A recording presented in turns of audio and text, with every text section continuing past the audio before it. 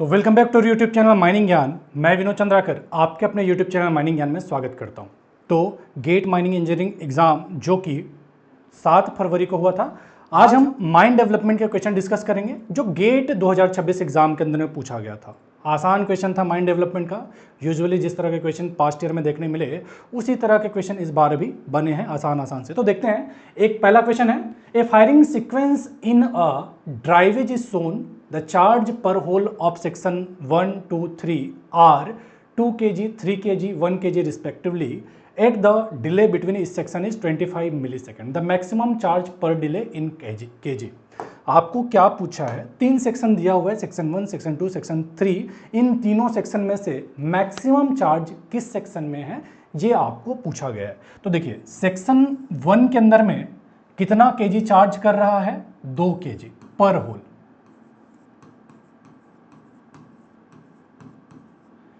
Section 2 में पर whole 3 kg charge कर रहा है और सेक्शन 3 में पर होल 1 kg चार्ज कर रहा है। सेक्शन 1 के अंदर में टोटल 4 होल है, 1, 2, 3, 4, तो मल्टीप्लाइड बाय 4 यानी 8 kg एक्सप्लोजिव सेक्शन 1 में यूज हुआ। सेक्शन 2 में टोटल 4 होल है, सेक्शन 2 में भी, यानी 12 kg एक्सप्लोजिव लगा। और सेक्शन 3 के अंदर में आप देखेंगे टोटल 8 होल है।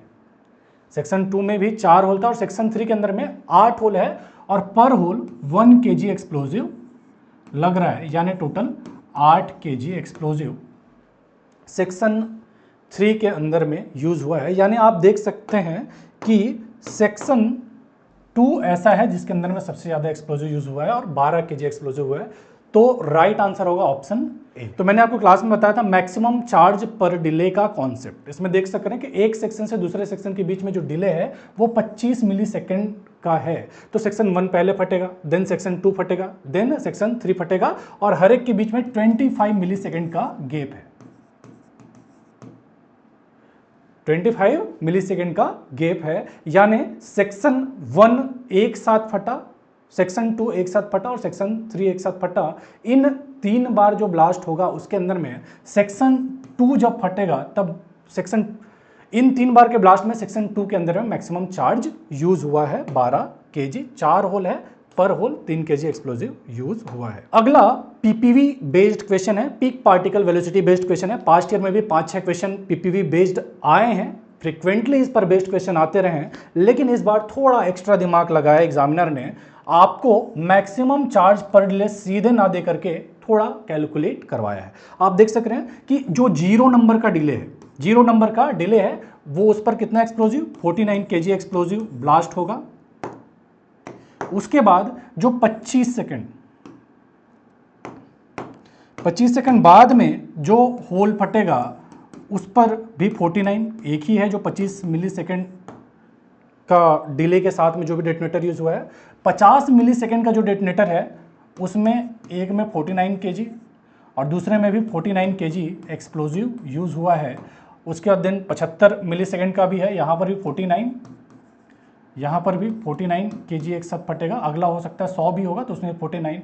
मतलब मैक्सिमम चार्ज पर डिले या मैक्सिमम डिले कितना बार यूज हुआ है? 2 टाइम्स यूज हुआ है। कितना?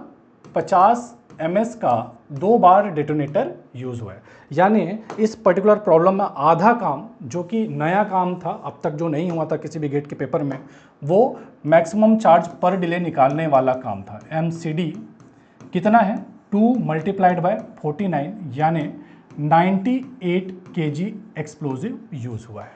तो आगे सॉल्व करने के लिए एक तो Q आपने निकाल लिया, अब वैल्यूज को रखना है आपको पीपीवी के फॉर्मूले में। पास्ट ईयर में आपको फॉर्मूला डायरेक्ट दिया होता था, इस बार आपने पता होगा तब जाके बनता K = D divided by √Q के पावर -m। इसमें आप देखेंगे K का वैल्यू ऑलरेडी दे रखा है 250, इक्वेशन दे रखा है। देन ये हो जाएगा D का वैल्यू दे रखा है आपको 100। डिस्टेंस जो ट्रांसड्यूसर है उसका ब्लास्ट साइट से डिस्टेंस कितना है? 100 मीटर। Q हमने कैलकुलेट किया 98 आया के पावर -1.5। आगे आप सॉल्व करिएगा, इसका आंसर 7.775 mm पर सेकेंड के आसपास आता है। तो ये आपके सॉल्व करने का तरीका हो, आसान सा है, 2 लाइन में आपका सॉल्व होता है, कहीं कोई ज़्यादा मेहनत नहीं है। एक्स्ट्रा काम क्या करवाया इस बार, ये जो आपको मैक्सिमम चार्ज पर डिले जो निकलवाया है, पिछले साल तक ऐसा कोई भी ज़रूरत आपको नहीं पड़ता था। लेकिन मैं क्लास में आपको बोला करता था कि अब तक तो मैक्सिमम चार्ज पर डिले पर कोई बात नहीं हुआ है, लेकिन इन फ्यूचर अगर क्वेश्चन को ठीक ठाक बनाना चाहे तो वो मैक्सिमम चार्ज पर डिले कैलकुलेट करवा सकता था। पिछला जो क्वेश्चन देखिए उसमें तो सीधे ही सीधे पूछ दिया था किस सेक्शन में सबसे ज़्यादा एक्सप्लोजिव लगा है, और इस वाले पेपर में आगे का आपका प्रोसीजर तब जाके बनता है या तब जाके सॉल्व होता है जब आपको मैक्सिमम चार्ज पर डिले का कॉन्सेप्ट पता होता। मैक्सिमम चार्ज पर डिले का मतलब क्या हुआ सर, एक पर्टिकुलर डिले पे कितना मैक्सिमम एक्सप्लोजिव फटा है, कि जैसा इसमें देख सकते हैं कि 50 मिलीसेकंड वाला जो डिले था उस पर 98 केजी फटा, 75 मिलीसेकंड वाले पे 98 केजी फटा, मतलब एक पर्टिकुलर डिले नंबर पे मैक्सिमम जो एक्सप्लोजिव फटा वो कितना है, 98 केजी था। ठीक है, अगला क्वेश्चन देखते हैं। Best combination of explosive and initiation system for under water blasting of rock breakage is. Under water आपको ब्लास्टिंग करना है तो इसमें से कौन सा कॉम्बिनेशन बेस्ट है, ये आपको क्वेश्चन में पूछा गया है। ये हमारे बुक का ही डायरेक्ट क्वेश्चन है कि भाई under watery hole which explosive is used, ये आपके बुक में दिया हुआ है क्वेश्चन। वैसे कई सारे एग्जाम में, अलग अलग एग्जाम में पूछा हुआ क्वेश्चन है, इसमें भी दे दिया है। तो आप देखेंगे NFO इसका डेंसिटी वाटर से कम होता है, प्रिल्स है बेसिकली जो यूज होता है, तो ये वाटरी होल में तो बिल्कुल यूज नहीं हो सकता। कौन, अमोनियम नाइट्रेट फ्यूल ऑयल। दूसरा ऑप्शन आपको HNFO दिया हुआ था। HNFO क्या होता है, इमल्सन और अमोनियम नाइट्रेट फ्यूल ऑयल का मिक्सचर होता है।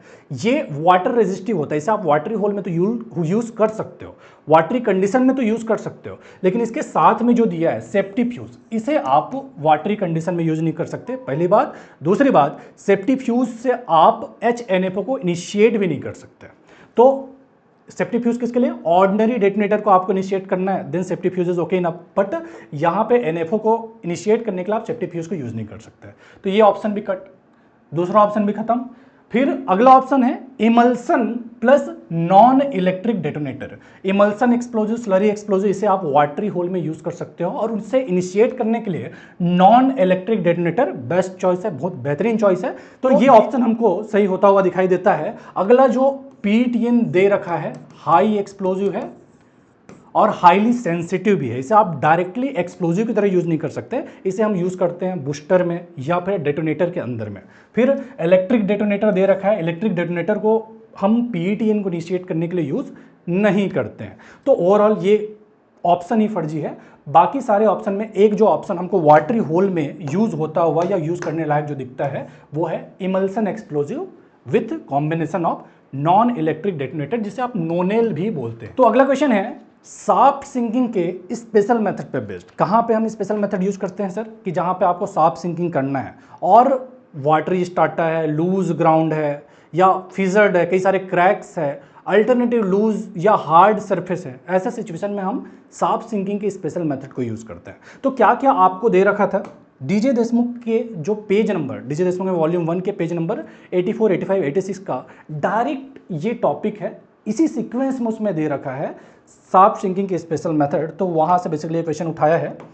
क्या क्या है देखिए, कि पहला है पीलिंग सिस्टम। कहाँ पे यूज़ करते हैं सर, पीलिंग सिस्टम हम यूज़ करते हैं कि जहाँ पे आपको लूज ग्राउंड, सरफेस के आसपास में जहाँ पे लूज ग्राउंड है अप टू 20 मीटर, आप इन पाइल्स का यूज़ करके जो भी आप लाइनिंग करते हो, देन 20 मीटर बाद जब हार्ड सरफेस आ जाए, जनरली 15-20 मीटर बाद में आपका हार्ड सरफेस आ जाता है, देन आप परमानेंट लाइनिंग करते हो। तो पीलिंग सिस्टम कहाँ पे यूज़ होता है, sinking through loose ground near the surface. अगला मेथड है क्रेजन मेथड। ये कहाँ पे यूज़ होता है, कि जहाँ पे starter consisting alternating strong and loose soil, उस सिचुएशन में आप क्या केजन मेथड को यूज करते हो।